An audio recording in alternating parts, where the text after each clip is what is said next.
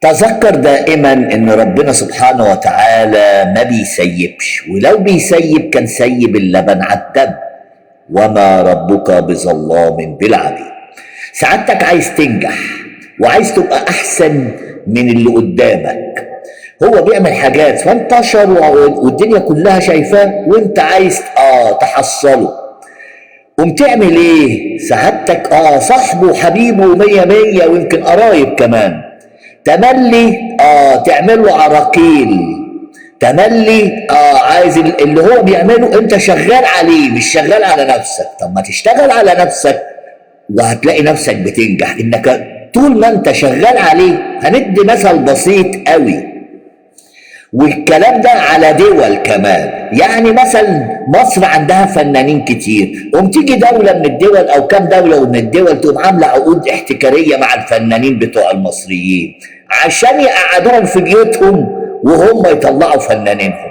طب ما تشتغل على نفسك وتسيب فنانين مصر حتى بتوعك يتعلموا منهم. ولكن ده بقى قيسوا على كل حاجة، فنانين، ممثلين، قراء قرآن عظيم، يعني حاجات كتير قوي قوي قوي قوي. لعيبة كورة، وده فيديو احنا عاملينه امبارح لمحمد صلاح وقلنا له يا ريس اوعى تروح للوطن العربي، خليك هناك في اوروبا، لا فيهم حسادين ولا فيهم حاقدين ولا فيهم ماكرين. اديك نجمك ساطع في اوروبا، لو رحت الوطن العربي هيقعدوك على الدكه. خد بالك من الكلام، لان دي الناس دي عايزه تترفع على اكتاف غيرها.